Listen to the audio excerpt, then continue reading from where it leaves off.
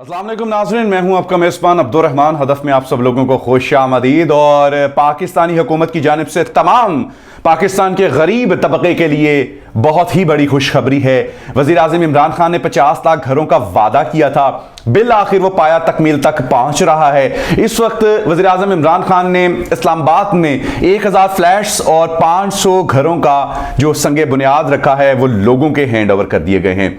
और इसमें जो फर्स्ट प्रायोरिटी है वो यतीमों की है, बेवाओं की है, माजूर अफराद की है और इसके साथ साथ वो अफराद जिनकी सालाना आमदनी 5 लाख रुपए से कम है वो लोग शामिल किए गए हैं।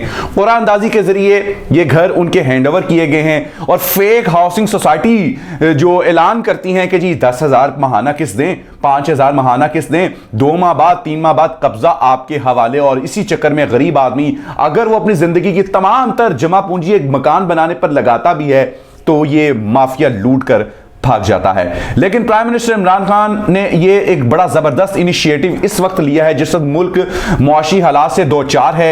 इसके साथ साथ प्राइम मिनिस्टर इमरान खान ने ये ऐलान किया है कि वो 2 नए शहर भी बनाएंगे ताकि 50 लाख घरों का जो वादा किया है वहां वो घर बनाए जाएं और उनके हैंड ओवर किए जाएं।